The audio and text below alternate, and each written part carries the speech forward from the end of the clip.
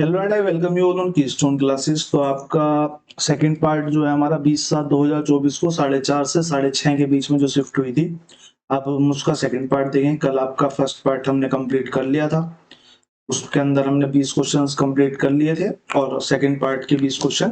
तो इसके बाद हमारा सिर्फ असिस्टेंट सुपरिटेंडेंट का सिर्फ एक ही पेपर बचेगा और उसे भी हम इसी वीक में निपटा लेंगे। और आपका ये पेपर भी खत्म होने के बाद मेरे हिसाब से जून या जुलाई के पेपर देने हैं, तो जुलाई के पेपर आपके ऑलमोस्ट फिनिश हो जाएंगे। बस मैटर्न बचेगा, तो मैटर्न को नेक्स्ट वीक से हम स्टार्ट कर देंगे। मैटर्न, वार्डन और बीच बीच में एक दो मिसलेनियस पेपर्स, जिससे कि आपकी प्रैक्टिस बनी रहे, आपको दूसरे टाइप्स के जो क्वेश्चन हैं उनसे भी डील करना आता रहे। क्योंकि ये सेम, देखो डीएसएसबी में जितना मैंने नोटिस करा है सेम पैटर्न पे ही क्वेश्चंस बन रहे हैं, कोई ज्यादा इतने पैटर्न को चेंज कर नहीं रहे हैं। तो फिर आपको दूसरे एग्जाम्स पे भी देखना पड़ेगा कि एकदम से आपका अगर पैटर्न स्विच होता है तो आप उसके लिए प्रिपेयर रहें। ठीक है, क्वेश्चन नंबर 1 देख लेते हैं। अर्थमेटिक न्यूमरलिटी पार्ट 2 है।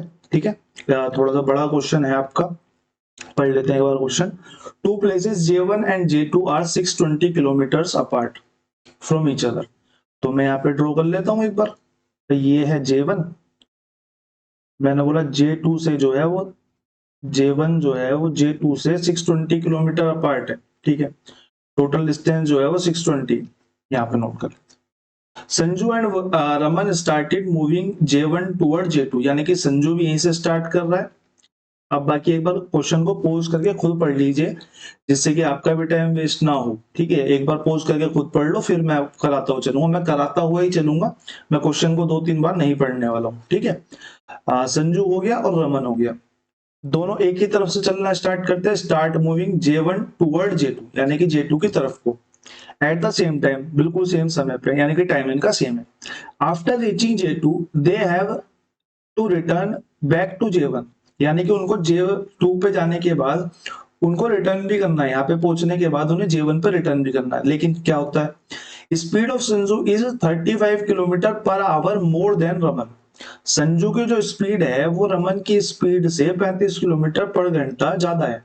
35 किलोमीटर पर आवर जो है वो ज्यादा है। एक सेकेंड, हाँ जी, 35 किलोमीटर पर आवर जो है वो ज्यादा है। वो मिटा के दूसरा लिख देते हैं। ये इसने मेरे को स्टेटमेंट में कह दिया। ठीक है, कोई दिक्कत नहीं है। अब इसने आगे मेरे से कहा if they meet after 8 hours, अगर वो 8 घंटे बाद मिलते हैं, अगर वो 8 घंटे बाद मिलते हैं, then which of the following statements are correct. 8 घंटे बाद का मिलने का मतलब ये है कि संजू ने भी 8 आवर्स चला होगा, ये आप मानते हो, और आपका रमन ने भी 8 आवर्स चला होगा। तो मैं ये कह सकता हूं, यहां से इस वाली स्टेटमेंट को देखकर मैं ये कह सकता हूं कि संजू ने जो है वो 35 किलोमीटर पर आवर एक्स्ट्रा चल रहा है, तो 8 घंटे में कितना एक्स्ट्रा चल लेगा, 8×3 = 24, 8×5 = 40, यानी कि 280 किलोमीटर जो है वो टोटल डिस्टेंस में फालतू चलेगा। अब इसका क्या फायदा हुआ, मैंने बोला भाई अगर यहाँ पे दोबारा मिल रहे हैं, मैंने मान लिया कि J1 से संजू निकला, उसने यहाँ पे आया और फिर यहाँ पे रिवर्स में आके यहाँ तक आ गया था। यहाँ तक आने के बाद क्या हुआ, यहाँ पे रमन भी पहुंच गया था। यहाँ से भाई वापस आने का टाइम ही नहीं मिला रमन को, क्योंकि संजू भैया जी जल्दी आ गए। ठीक है, रमन जाता फिर वापस आता, लेकिन संजू क्योंकि तेज चल रहा है तो वो जाके वापस आ जाता है, उसे रमन यहाँ पे बीच में टकरा जाता है। भाई पहले ही टकराएगा, जाहिर सी बात है। अगर ये पहले टकराएगा तो मैं ये कह सकता हूं कि संजू और रमन ने जो है, संजू प्लस रमन ने कितना डिस्टेंस ट्रेवल करा होगा भाई। एक तो ये पूरा का पूरा 620 का, फिर ये तो दो टुकड़े हैं, ये भी तो 620 के होंगे, ये भी तो 620 किलोमीटर के होंगे। तो अगर मैं दोनों का बात करूं तो संजू और रमन ने दोनों ने मिलकर कितना ट्रेवल करा है, दोनों ने मिलकर कितना ट्रेवल करा है, दोनों ने मिलकर आपका 620 मल्टीप्लाई 2, यानी कि 1240 किलोमीटर तय करा है। और अगर मैं बात करूं संजू माइनस रमन की, तो संजू माइनस रमन मेरे को 280 मिल गया यहाँ से इस इक्वेशन से। तो मैं यहाँ से कह सकता हूं, क्या कह सकता हूं मैं, कि मेरे पास एक जगह तो s प्लस आर है, एक जगह s माइनस आर है। तो मैं यहाँ से निकाल सकता हूं कि कितना कितना डिस्टेंस ट्रेवल करा होगा। मैं बोलूंगा अगर मैं s की बात करूंगा तो मैं जोड़ के आधा कर दूंगा, यानी कि 12 और 14, 14 और 1 15, 1520 बटे में 2, जोड़ के आधा करूंगा तो इसने कितना ट्रेवल करा है, 2 7 14, 2 6 12, यानी कि 760 किलोमीटर तय करा है। इसी तरीके से मैं रमन का भी निकाल सकता हूं कि रमन ने कितना ट्रेवल करा होगा। 1240 में से 280 को घटा दें, कितना बचेगा, 1240 में से 280 को घटाएंगे, 240 तो पूरा गया और 40 एक गया, तो 960 बटे में 2। इसने कितना ट्रेवल करा, इसने ट्रेवल करा हमारा 2 चौक 8, 2 अट्ठे 16, 480 किलोमीटर ट्रेवल करा। ठीक है, अब मेरे से स्टेटमेंट में पूछ के रहा है distance covered by Sanju is 860 kilometre. क्या संजू का डिस्टेंस जो 860 किलोमीटर है? नहीं, 760 है। तो ये स्टेटमेंट गलत हो गई, पहली वाली। सेकंड स्टेटमेंट की बात करूं, speed of Raman is 60 kilometre per our. मेरे को पता है कि रमन ने डिस्टेंस जो ट्रेवल करा है वो 480 है, और टाइम कितना लगाया था? टाइम उसने 8 आवर लगाया था, तो मैं स्पीड निकाल सकता हूँ। Speed is equal to distance upon में टाइम के। तो डिस्टेंस कितना है? 480, और टाइम कितना है? 8 आवर। 8 से डिवाइड करेंगे, 8 6 48, यानी कि 60 किलोमीटर पर आवर हमारा यहाँ पे राइट आंसर है। सेकंड वाली स्टेटमेंट हमारी करेक्ट है। तो यहाँ पे ओनली 2 स्टेटमेंट जो है सेकंड वाली ये करेक्ट हो जाएगी आपकी। ठीक है, अच्छा क्वेश्चन था, थोड़ा स्टेटमेंट में घुमा रखा, बाकी तो अगर आप फटाफट निकालोगे तो आप सीधा ये निकालोगे, उसके बाद डबल करके ये निकालोगे, एस को निकालोगे, जोड़ के आधा कर दोगे। दिमाग का खेल है, बाकी स्क्रीन पे जितना लिखा हुआ है इसमें से 90% आपके दिमाग में ही प्रोसेस होना चाहिए। ठीक है, क्वेश्चन नंबर 1 के बाद क्वेश्चन नंबर 2 की तरफ चलते हैं। Own A watch the profit earned bye 450% of the cost price. एक वॉच है, उसके ऊपर प्रॉफिट अर्न कितना करा है? 452% अर्न करा है। मेरे को पता है अगर मैं प्रॉफिट अर्न कर रहा हूं तो सीपी की वैल्यू अगर 100% है तो यहाँ पे एसपी की वैल्यू कितनी हो जाएगी? 100 प्लस में प्रॉफिट, यानी कि 452, यानी कि इन टोटल 552%। ठीक है, पता नहीं पेन क्यों इतना गंदा चल रहा है, समझ में नहीं आ रहा। चलो कोई बात नहीं, बाद में देख लेंगे। शायद बैटरी लो है लैपटॉप की, इस वजह से हो सकता है। चार्जिंग पे लगा, धीरे धीरे सही हो जाएगा। ठीक है, फिर उसने कहा if the cost price is increased by 20%। अब कॉस्ट प्राइस इंक्रीज हो रहा है 20% से, तो मुझे सीधा सीधा दिख रहा है कि 100 का 120 हो जाएगा। But the selling price remains the same. Selling price जो है वो सेम रहता है।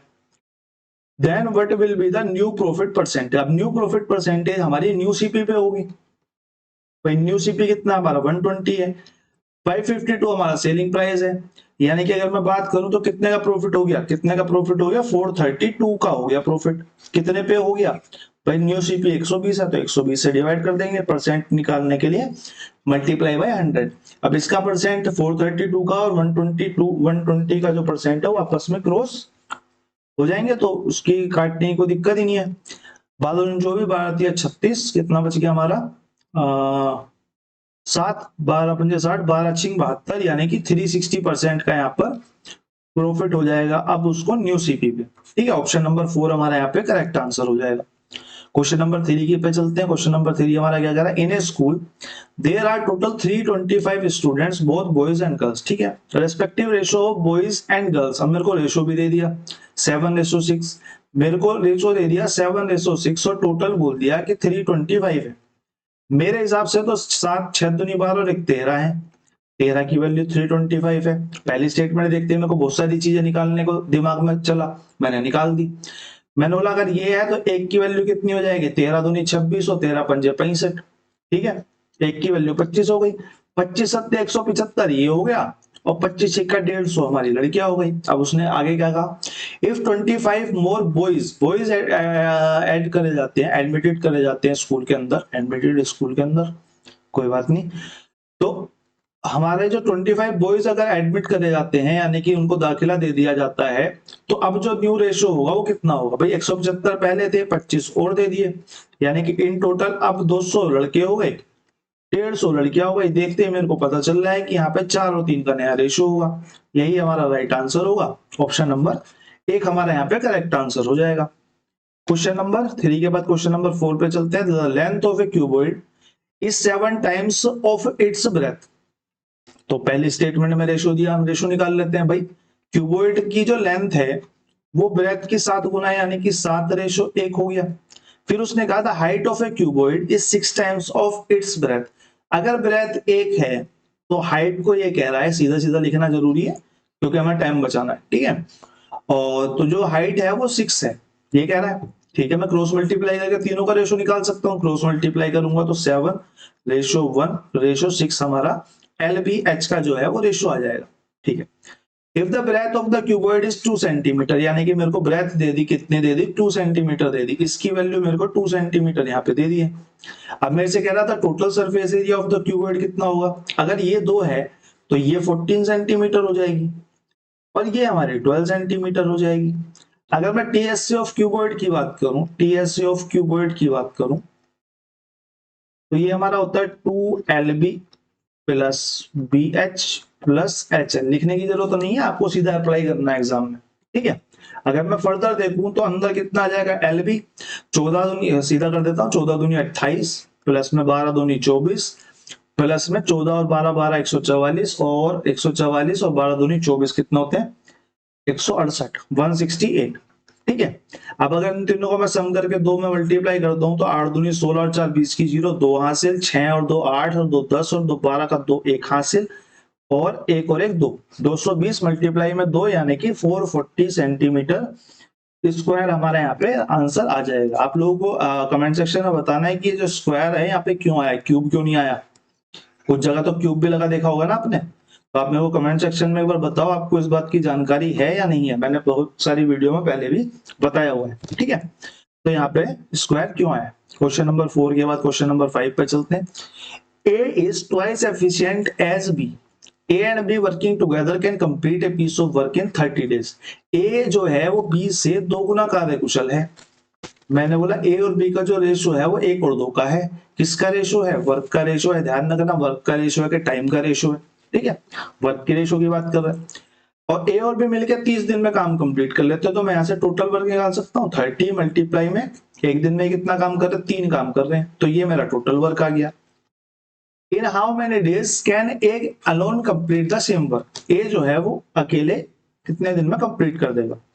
तो मैं बोलूंगा भैया ए से मेरे को करवाना है, कितना वर्क है 30 मल्टीप्लाई में 3 वर्क है। ए से करवाना है तो एक दिन में 2 काम कर रहा है, यानी कि 15 या 45 दिन में ये अपना काम पूरा कर लेगा।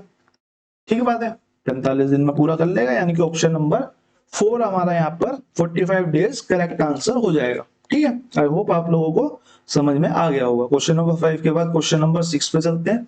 थोड़ा सा अटपटा क्वेश्चन है, एक बार आप लोग पढ़ेंगे और ट्राई करेंगे, क्योंकि टाइम एंड वर्क के क्वेश्चन है। बहुत सारी क्लासेस हो चुकी हैं, तो पुराने तो आराम से ट्राई कर ही सकते हैं, कोई नया आया तो वो भी ट्राई कर सकता है।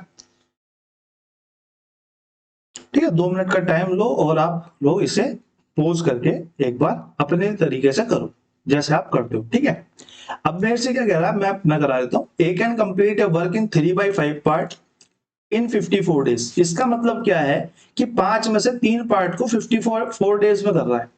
तो अगर मैं इसे हल्का सा ऊपर कर लूं यहाँ पे, क्योंकि जगह थोड़ी कम पड़ेगी। ठीक है, अगर 3 पार्ट को 54 डेज में कर रहा है तो मैं बोलूंगा भैया 5 पार्ट को कितने में करेगा। तो 54 3 पार्ट कर रहा है तो 5 पार्ट को इतने दिन में करेगा। इसी को हम कहते हैं कि उल्टा करके मल्टीप्लाई कर दो। ठीक है, 3 से काटेंगे, 3 एकम 3, 3 अट्ठे 24, 18 पंजे 90, यानी कि ए जो है वो टोटल वर्क को 90 दिन में कंप्लीट कर लेगा। इसी तरीके से हम बी को बोल देते हैं, मैं उल्टा करके सीधा मल्टीप्लाई कर देता हूँ। 40/5 40.5 को मैं काम करता हूँ फ्रैक्शन में तोड़ लेता हूँ। इसको फ्रैक्शन में तोड़ूंगा तो 40 से ही 1/2 और 40 दूनी 80 और 81/2। ठीक है, ये हो जाएगा 81/2 हो जाएगा। तो मैं इसको सीधा 81/2 और इसको सीधा उल्टा रिवर्स करके मल्टीप्लाई कर देता हूँ, यानी कि 3/8। ठीक है, 2 से काटेंगे तो ये 4 बार जाएगा, 3 से काटेंगे तो ये 27 बार जाएगा। तो ये हो जाएगा हमारा 7 चौक 28, 4 दूनी 8 और 2 10, यानी कि 108 दिन। ए काम को पूरा कर रहा है 90 दिन में और पूरे काम को बी कर रहा है 108 दिन। अब क्या पूछ रहा है वो देख लेते हैं एक बार। Which of the following statements are correct? A is less efficient than B. A जो है वो लेस एफिशिएंट है B से। भाई B ज्यादा टाइम ले रहा है तो लेस एफिशिएंट कौन होगा, B होगा। तो ये वाली स्टेटमेंट हमारी करेक्ट इनकरेक्ट हो जाती है। नहीं तो आप निकाल भी सकते हो, ठीक है ना, निकाल भी सकते हो। मैं निकालूंगा क्योंकि अगले क्वेश्चन के लिए निकालना पड़ेगा, तो मैं आपको वहां से भी दिखा दूंगा कि वर्क का रेशियो क्या आएगा। ठीक है, अब अगली स्टेटमेंट में कहा कि A and B working together can complete a piece of work complete 11/15 part of the same work in 54 days. मैंने बोला भैया ए जो है वो 90 दिन में कर रहा था, बी जो है वो 108 दिन में कर रहा है। अब मेरे को सेम वर्क निकालना है तो मेरे को दोनों का एलसीएम लेना पड़ेगा। मैंने दोनों का एलसीएम ले लिया, 108 से हमारा आ गया एलसीएम कितना 90 5 आ जाएगा मल्टीप्लाई में बस, और क्या आएगा, और तो कुछ नहीं आएगा। तो 9 एकम 9, 9 दूनी 18 और 108 से 5, यानी कि एक दिन में 12 काम कर रहा है, ये एक दिन में 5 काम कर रहा है। अब पहली वाली स्टेटमेंट आपको क्लियर समझ में आ गई होगी कि ए जो है वो एक्चुअल में ज्यादा काम कर रहा है एक दिन में बी के मुकाबले, तो ये वाली स्टेटमेंट हमारी गलत हो जाती है। अगले की बात करें तो ये 11/15 पार्ट करना है भैया, 11/15 पार्ट करना है किसका, 108/5 का। किसने करना है, किसने करना है, ए और बी ने टुगेदर करना है। एक दिन में कितना काम कर रहे हैं, 12 और 5 17 काम कर रहे हैं, 17 काम कर रहे हैं। तो एक बार काट कूट के देख लेते हैं, मुझे लग नहीं रहा कटेगा, मेरे को नहीं लगता है कि ये कट जाएगा। हाँ हमने थोड़ा गलत ले लिया, हमने थोड़ा गलत ले लिया, 6 आएगा, ठीक है, ये 6 आएगा ना कि 12 आएगा। इतना मतलब नहीं करने का, ये आएगा 6, ठीक है, 6 आएगा तो ये हमारा आएगा 11, 11 आएगा तो ये 11 से कट जाएगा, 5 से ये 3 बार कट जाएगा, 3 से ये 3, 3 9 और 3 6 18, यानी कि 11/15 काम तो ये 36 दिन में कंप्लीट कर रहे हैं, लेकिन ये तो हमें 54 डेज बता रहा है। तो भैया हमारी जो दोनों स्टेटमेंट्स हैं वो गलत हो जाती हैं, तो नाइदर 1 और नाइदर 2 जो है वो हमारा यहाँ पे करेक्ट आंसर हो जाएगा। क्वेश्चन नंबर 6 के बाद हम चलते हैं क्वेश्चन नंबर 7 की तरफ। क्वेश्चन नंबर 7 को हमें कह रहा है कि there 3 partners XYZ share profit such that 5 times of X, 5 times of X is equal to 4 times of Y, 4 times of Y and equal to 8 times of Z and equal to 8 times of Z, ठीक है। फिर हमसे इसने कहा what is the ratio profit of X Y Z respectively, यानी कि तीनों का एक बार रेशियो बता दो। कुछ नहीं करना, हमने तीनों का एलसीएम लेना है। किन तीनों का एलसीएम लेना है, इसका, इसका और इसका। कितना आएगा, इसका आ जाएगा भैया 40 आ जाएगा। 40 से हमें पहले 5 से डिवाइड करना है, 5 8 40, रेशियो में 4 से डिवाइड करना है, 4 थाई 40, और 8 से डिवाइड करना है, 8 पंजे 40। बस आपका ये रेशो जो है एक्स वाई जेड का निकल के तैयार है, और आप इसको टिक मारो, 8:10:5 हमारा यहाँ पे राइट आंसर हो जाएगा, ऑप्शन नंबर 1, ठीक है, कोई दिक्कत नहीं है। क्वेश्चन नंबर 7 के बाद क्वेश्चन नंबर 8 पे चलते हैं। क्वेश्चन नंबर 8 थोड़ा सा अच्छा, थोड़ा अटपटा है, क्योंकि अटपटा बन सकता है लेकिन बनाता नहीं है डीएसएसबी। इसे 3 बार ये क्वेश्चन आया है और इसी तरीके से बिल्कुल सेम लैंग्वेज के साथ आया है। अब लैंग्वेज में बताता हूँ क्यों मैं सेम कह रहा हूँ। वरना क्वेश्चन बनता बहुत अटपटा है, पर इन्होंने बहुत सिंपल कर रखा है इसको। The ratio of milk and water in 3 cups, 3 अलग अलग कप हैं जिनमें की रेशो है किसका, मिल्क और वाटर का। भाई पहले कप में 7:5 का रेशो है, दूसरे कप में 9:4 का है, तीसरे कप में 2:9 का है, ठीक है। 25 लीटर्स ऑफ फर्स्ट कप, पहले कप से कितना लिया गया, 24 लीटर्स। 26 लीटर किससे लिए गए, सेकेंड कप से। फिर उसने बोला how much quantity from third cup to be taken so that final mixture from the 3 cups will have milk ratio, milk and water in ratio 1:1। मेरे को 1:1 चाहिए, कोई दिक्कत नहीं है। मैंने बोला भैया देखो पहला कप है 7:5 के रेशो का, क्वांटिटी कितनी है, एक सेकेंड थोड़ा सा ऊपर लिख दिया, 7:5 का, और क्वांटिटी कितनी है 24 लीटर, ठीक है। दूसरा कप जो है वो 26 लीटर की क्वांटिटी का है, और लेकिन उसका रेशो जो कितना है, उसका रेशो 9:4 है। तीसरा कप जो है वो हमारा 2:9 का है, लेकिन हमें क्वांटिटी नहीं पता। मैं जस्ट सपोज कर लेता हूं कि कोई भी एक्स क्वांटिटी आएगी निकल के, ठीक है, क्योंकि यही पता करना है हमको। अब हमसे कह रहा है कि भैया इसको भी लिया, इसको भी लिया, इसको भी लिया। अब रेशो जो लास्ट में बना वो 1:1 बना, 1:1 बना। मैंने बोला भैया 7 5 12, यानी कि 12 की वैल्यू अगर 24 है तो इस 7 की वैल्यू कितनी हो जाएगी, 14 लीटर हो जाएगी। इस 5 की वैल्यू कितनी हो जाएगी, 10 लीटर हो जाएगी। इस वाले की अगर मैं बात करूं तो 13, 9 और 4 13 होते हैं, 13 की वैल्यू 26 है तो 1 की वैल्यू 2 है, तो ये 18 लीटर हो जाएगा। और पानी इसमें कितना हो जाएगा, इसमें 8 लीटर हो जाएगा। अगले की अगर मैं बात करूं, अगले की मेरे को टोटल क्वांटिटी नहीं दी हुई है, लेकिन अगर मैं इन दोनों से ही देखूं, इन दोनों से देखूं, अगर मैं इनमें दूध देख लूं एक बार, मैंने दूध देख लिया, मैंने बोला जो लास्ट वाला कप बनेगा उसमें कम से कम कितना 14 प्लस में 18 यानी कि 32 लीटर दूध तो होगा, प्लस में कुछ और भी होगा। फिर उसके बाद मैंने बोला भैया पानी कितना होगा, पानी को भी देख लेते हैं, अलग रंग से देख लेते हैं क्योंकि पानी मेरा हरा हरा सॉरी नीला होता है पानी तो हाँ। तो पानी मेरा कितना हो जाएगा भैया, पानी जो है पानी 10 और 8 18 लीटर होगा, प्लस में कुछ और भी होगा, तब जाके इनका रेशो वन बनेगा। सही बात है ना भाई, इसको भी एक्स, इसको एक काम करते हैं, इसको एक्स बोल देते हैं, इसको वाई बोल देते हैं, कोई लेकिन मैंने ऊपर एक्स मान लिया यार, एक सेकेंड कंफ्यूज नहीं होना, बस मैं मान रहा हूं इन्हें, इनका कुछ करना वरना नहीं है हमें। तो मैं इसको ए मान लेता हूं, इसको भी मान लेता हूं, ठीक है, इसको ए मान लिया, इसको भी मान लिया। मैंने बोला 32 लीटर में कुछ जोड़ना है और 18 लीटर में भी कुछ जोड़ना है, जिससे कि रेशो कितना आ जाए, रेशो हमारा 1 और 1 आ जाए। मैंने बोला भैया मुझे कितना गैप कवर करना पड़ेगा, मैंने बोला 32 लीटर, मैं एक बार बस समझाने के लिए बता रहा हूँ, ठीक है। 32 से 18 लीटर का गैप जो है ये कवर करना पड़ेगा। 32 से 18 लीटर का गैप कितना है भाई, मैंने बोला 32 से 18 लीटर का जो गैप है वो हमारा बन जाएगा 40 लीटर का, 40 लीटर का। मैंने बोला 40 लीटर का गैप कवर करना है, लेकिन रेशो के हिसाब से तो भैया 7 का गैप है। 7 का गैप कवर करने के लिए अगर मेरे को 40 लीटर चाहिए तो एक के लिए मेरे को 2 लीटर चाहिए। अगर मेरे को एक के लिए 2 लीटर चाहिए तो मेरे को यहां से क्या मिल गया, यहां से मेरे को मिल गया कि 4 लीटर अगर मैं इसको डाल देता हूं और 9 दूनी 18 लीटर अगर मैं इसको डाल देता हूं, तो मेरा ये जो गैप है 14 लीटर का ये कवर हो जाएगा। ये कवर हो जाएगा तो भैया हमारा काम बन जाएगा, चाहे आप यहाँ पे रख के देख लेना, लेकिन मेरे से पूछा क्वांटिटी कितनी होगी टोटल, तो 18 और 4 22 लीटर हमारी यहाँ पे क्वांटिटी होगी। अब इसने सिंपल क्यों बनाया हुआ, मैं सिंपल क्यों बोल रहा था, क्योंकि यहाँ पे भी ये 2 का रेशो 2 1 का जो मल्टीपल है वो 2 दिखा रहा है और यहाँ पे भी 2 दिखा रहा है और यहाँ पे भी 2 ही निकल के आता है।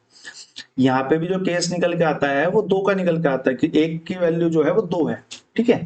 तो इसलिए मैं इसको थोड़ा सिंपल बता रहा हूँ कि देखते ही ये क्वेश्चन हो जाता है अगर आपकी प्रैक्टिस अच्छी है तो, ठीक है। तो 22 लीटर हमारा क्वेश्चन नंबर 8 का आंसर हो जाएगा। क्वेश्चन नंबर 8 के बाद क्वेश्चन नंबर 9 की तरफ चलते हैं। अच्छा क्वेश्चन था, नोट करने लायक क्वेश्चन था। क्वेश्चन नंबर 9 आप एक लो बार देख लीजिए, फिर उसके बाद इस पे भी चलते हैं। Cycling at the speed of 8 km per hour, Rakesh covers a certain distance in 4 hours 30 minutes. If he wants to cover the same distance in 9 hours, then what will be the speed? What is the speed while walking? ठीक है, कोई दिक्कत नहीं है भाई। मेरे को क्या करना है, मेरे को यहाँ से सबसे पहले डिस्टेंस निकालना है। डिस्टेंस निकालने के मेरे को स्पीड दी हुई है 4 किलोमीटर, टाइम दिया हुआ है 4 घंटा 30 मिनट। 4 घंटा 30 मिनट का मतलब 4 से ही 1/2 और 4 से ही 1/2 का मतलब 4 दूनी 8 और 1 9/2, ठीक है। ये मेरा टोटल डिस्टेंस आ गया, कितना आ गया 18 किलोमीटर का डिस्टेंस आ गया।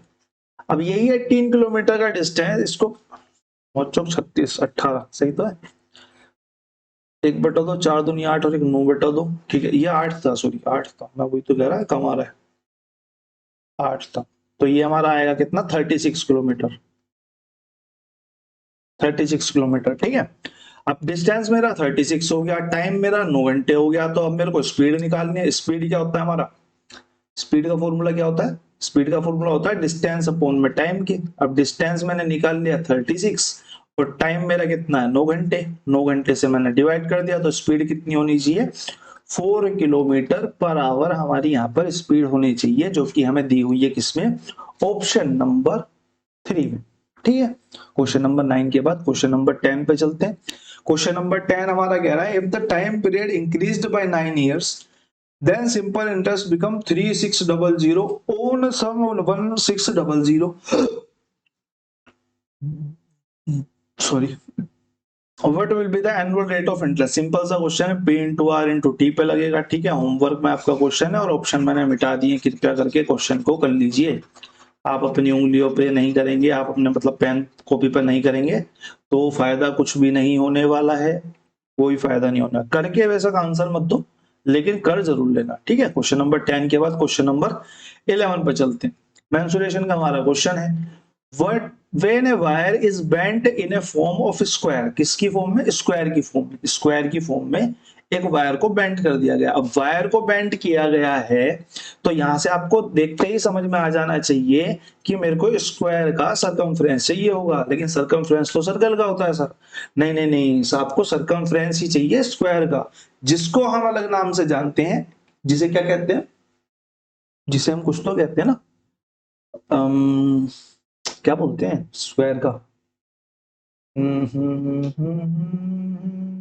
एक सेकेंड, नाम तो था स्क्वायर का, circumference is equal to perimeter. हाँ, स्क्वायर के सरकमफ्रेंस को ही हम पेरीमीटर कहते हैं। सरकमफ्रेंस हम स्पेसिफिक केस में कहते हैं, किस में कहते हैं, सर्कल के केस में, ठीक है, और सर्कल के केस में हम सरकमफ्रेंस कहते हैं, ठीक है, अगर आप समझ जाओगे, ठीक है। तो लेकिन होती दोनों परिधि हैं हिंदी में, ठीक है, लेकिन नाम इंग्लिश में दोनों के अलग अलग है, पता नहीं क्यों।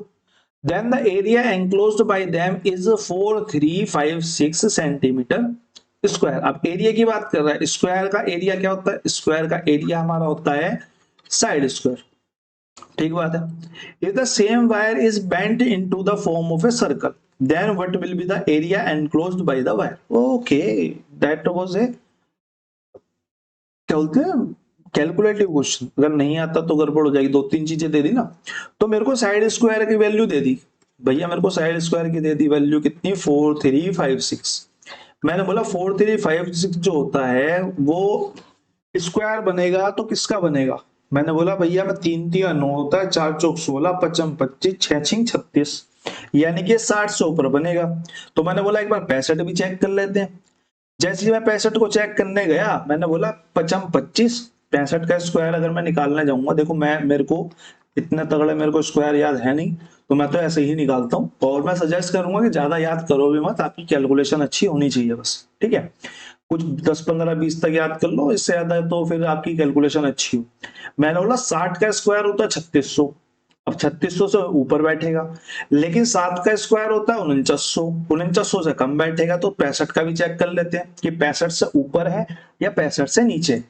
मैंने बोला 65 का अगर मैं चेक करूंगा तो 55 25 और 6 7 42, यानी कि 4225 आएगा, यानी कि 65 से ऊपर बैठेगा। अब आप बोलोगे इसका क्या बेनिफिट है। अब इसका बेनिफिट ये है कि जो इकाई का अंक है ये 65 के बाद एक अंक यानी कि 66 के स्क्वायर का इकाई का अंक होगा बस। क्योंकि जैसे मैं 7 पे जाऊंगा, मैं आपको तरीका बता रहा हूँ, 7 पे जाऊंगा तो इसका इकाई का अंक 9 बनेगा, 8 पे जाऊंगा तो इसका इकाई का 64 बनेगा। लेकिन क्योंकि ये नियर बाई किसके बैठेगा, नियर बाई ये 66 के बैठेगा, तो हम इसको 66 अज्यूम करके चलेंगे, ठीक है। तो हमारी s की वैल्यू कितनी हो जाएगी, s की वैल्यू हमारी 66 हो जाएगी, ठीक है। ये आपको हिट एंड ट्रायल मानना पड़ेगा एग्जाम में, क्योंकि 66 का स्क्वायर किसको ही याद रहने वाला है बताओ ना, या 68 का स्क्वायर किसको ही याद रहने वाला है। तो आपको हिट एंड ट्रायल में नजदीक पे जाके, फिर ज्यादा श्योरिटी नहीं है तो 66 का स्क्वायर आप मल्टीप्लाई करके निकाल भी लो, ठीक है, कोई दिक्कत वाली बात नहीं है। तो साइड जो हमारी आ गई वो 66 आ गई। अब मेरे को कह रहा है कि सेम वायर को बेंड करा जाता है, बेंड करेगा तो भैया पैरामीटर को सरकमफ्रेंस में बेंड करेगा। अगर मैं पैरामीटर की बात करूं, किसके, स्क्वायर के पैरामीटर की बात करूं, तो ये हमारा होता है 4a। 4a की बात हो गई, यानी कि 66 मल्टीप्लाई में 4, ये हो जाएगा, और यही इक्वल होगा किसके, सरकमफ्रेंस ऑफ सर्कल के, ठीक है, सरकमफ्रेंस ऑफ सर्कल के, जो कि कितनी होती है, जो कि हमारी होती है 2 पाई आर की। अब यहां से मेरे को पता चल रहा है कि यहाँ पे हमको 2 पाई आर की वैल्यू मिल गई कितनी, 66 मल्टीप्लाई बाई 4। यहां से मैं आर निकाल सकता हूं, मैंने बोला आर बिल्कुल इजीली निकलेगी भैया, 66 मल्टीप्लाई 4 डिवाइडेड बाई 22, नीचे का 7 ऊपर मल्टीप्लाई में चला जाएगा, और 1 2 ये वाला मल्टीप्लाई में इसके आ जाएगा नीचे। मैंने बोला 22 तिया 66 और 2 दूनी 4, तो 7 तिया 21 दूनी 42 सेंटीमीटर जो है वो इसकी आर निकल के आ गई। लेकिन मेरे से तो एरिया पूछ लिया, मेरे से अब तो पूछ लिया एरिया, आर भी नहीं पूछी, एक और फॉर्मूला लगाना पड़ेगा। अब एरिया ऑफ सर्कल क्या होता है हमारा, एरिया ऑफ सर्कल हमारा होता है पाई आर स्क्वायर, लगा देते हैं 22/7, आर मैंने यहां से निकाल ही लिया, 42 को डाल देते हैं, 42 मल्टीप्लाई 42, 7 6 42 चला जाएगा, और 42 दूनी 84, और 84 मल्टीप्लाई में 6 है हमारा, 6 चौक 24 का 4, 2 हासिल, 8 6 48 और 2 50, और मल्टीप्लाई में 11 बच गया, 11 से मल्टीप्लाई हमें आती है हमने बोला 4 लिखेंगे, फिर 4 लिखेंगे, फिर 505 हो जाएगा और फिर 5 का 5 हो जाएगा, यानी कि 5544 सेंटीमीटर स्क्वायर हमारा यहाँ पर राइट आंसर हो जाएगा, जो कि हमें दिया हुआ है किसमें, जो हमें दिया हुआ है ऑप्शन नंबर 3 में, सी बोल लो 3 में। ठीक है, क्वेश्चन नंबर 11 के बाद क्वेश्चन नंबर 12 पे आते हैं। क्वेश्चन नंबर 12 हमारा 2-3 बार पहले भी आ चुका है, मैं आपको पहले भी करा चुका हूं और एक बार फिर करा देते हैं, क्योंकि लास्ट ही पेपर बच रहा है। इसके बाद भी लास्ट वाले पेपर के भी सारे क्वेश्चन देखेंगे एक बार, और उसके बाद आपका असिस्टेंट सुपरिटेंडेंट हमारा रैपअप हो जाएगा। क्वेश्चन नंबर 12 हमारा कह रहा है कि 2 cubes each of edges 8 centimetre are joined to a form a single cuboid. अब क्यूब से जोड़ के क्यूबॉइड बन गया, क्यूब से जोड़ के क्यूबॉइड बन गया। तो इस केस में क्या होता है ना कि आपका जो क्यूब जुड़े, ये मान लो एक क्यूब है और यहां से मान लो ये दूसरा क्यूब है, दोनों ही 8 सेंटीमीटर के हैं। भाई ये 8 सेंटीमीटर का 8 सेंटीमीटर, उसकी हाइट जो होगी वो भी 8 सेंटीमीटर होगी। ठीक है, 3D है। 3D फिगर में अगर मैं क्यूब की बात करूं तो वो कुछ ऐसे बनती।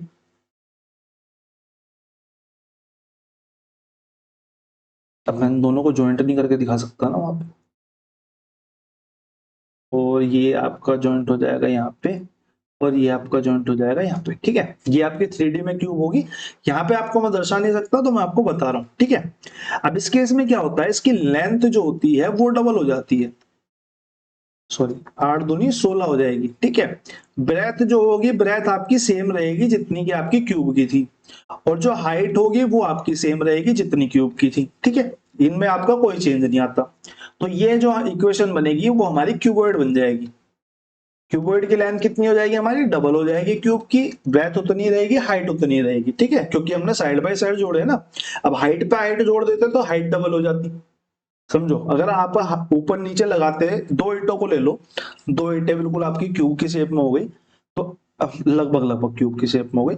अगर आप उनको साइड बाय साइड जोड़ोगे तो उनकी लंबाई बढ़ जाएगी, अगर आप उनको ऊपर नीचे जोड़ोगे तो उनकी हाइट बढ़ जाएगी। ठीक है, और अगर आप उनको खड़ी करके बराबर बराबर जोड़ोगे तो उनकी चौड़ाई बढ़ जाएगी। ठीक है, ऐसे ही होता है। मेरे से क्या पूछ रहा है, मेरे से टीएसए ऑफ क्यूबॉइड पूछ रहा है। टीएसए ऑफ क्यूबॉइड की अगर मैं बात करूं, मैंने पीछे ही फॉर्मूला लिखा था 2LB plus BH plus HN।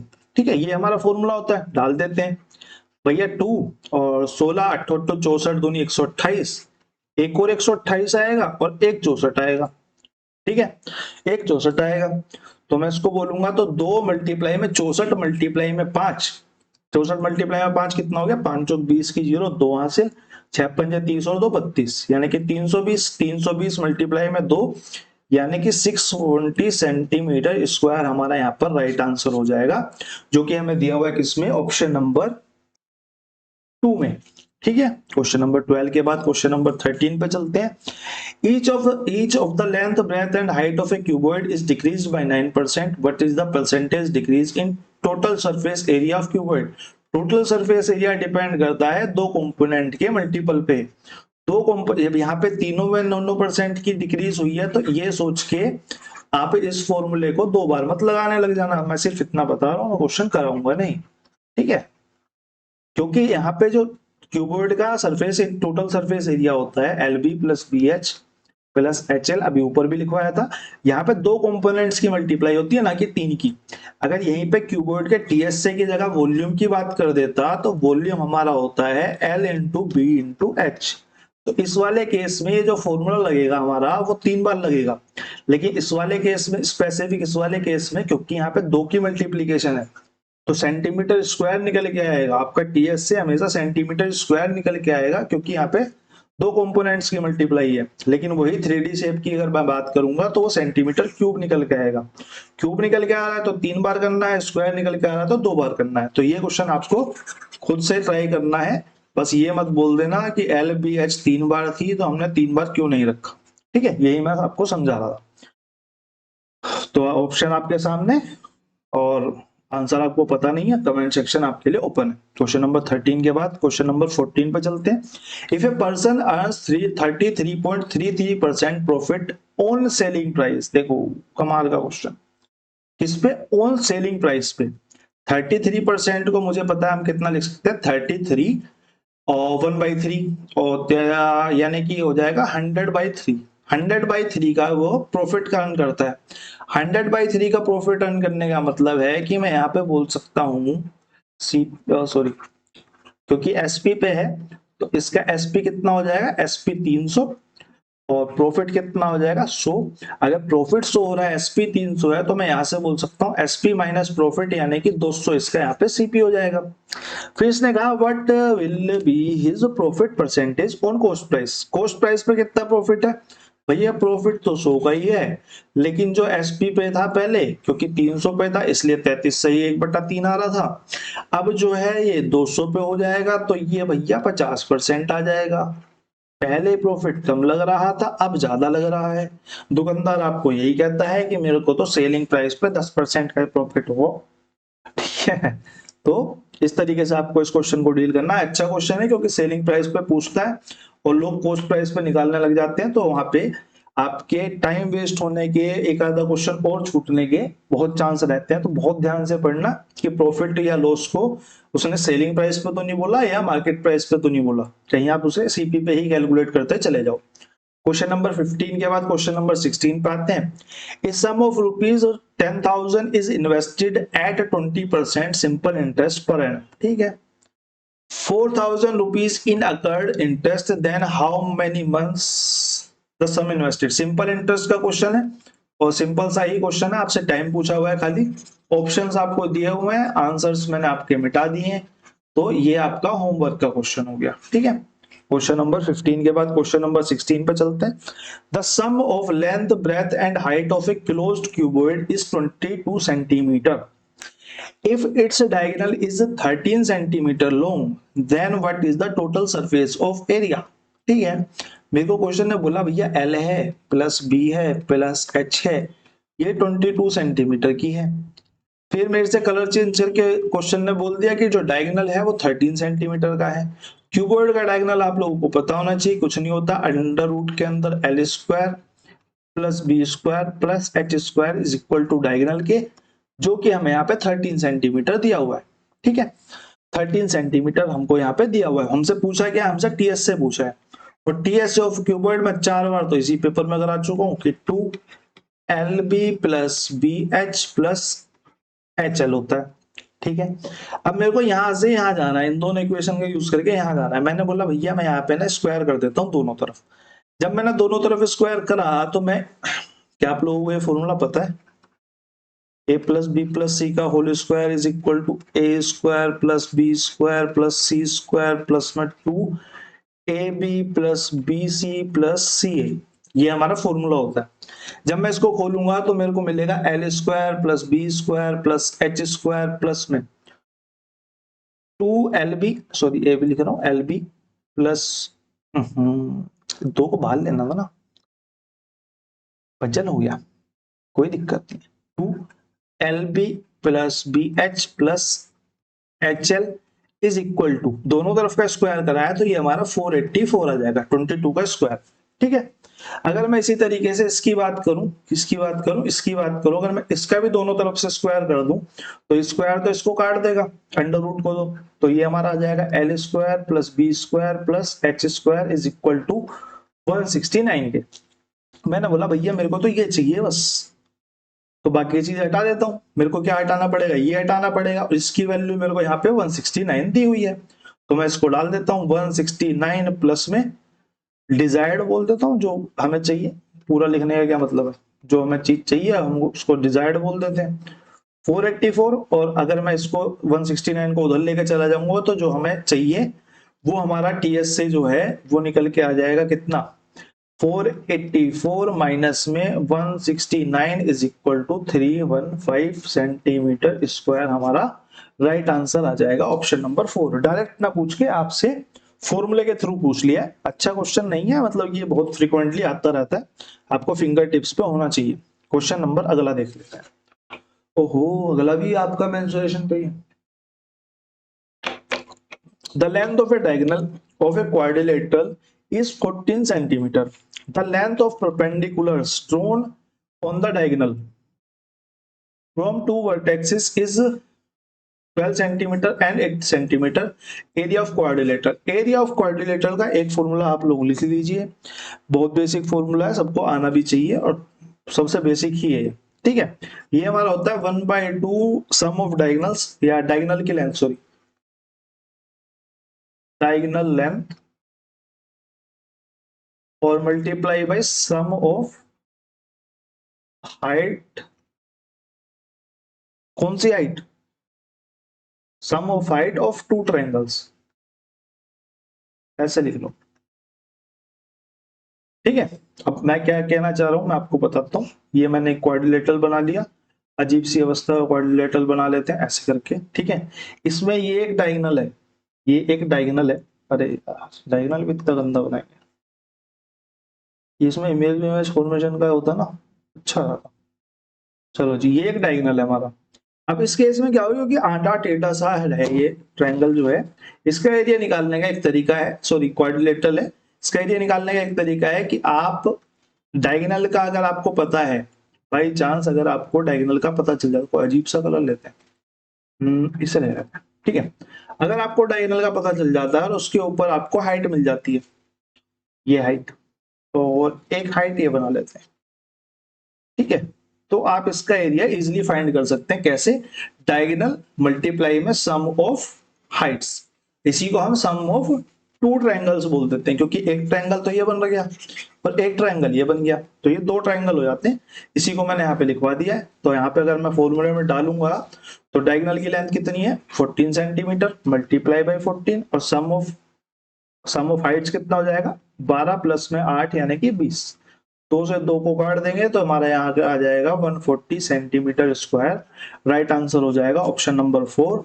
Question number 17 आपका खत्म होता हुआ क्वेश्चन नंबर 18 पर चलते हैं। क्वेश्चन नंबर 18 हमारा क्या कह रहा है, two trains are moving in the same direction 54 kilometer per hour 120 kilometer per hour and their lengths are 320 meters and 560 meters.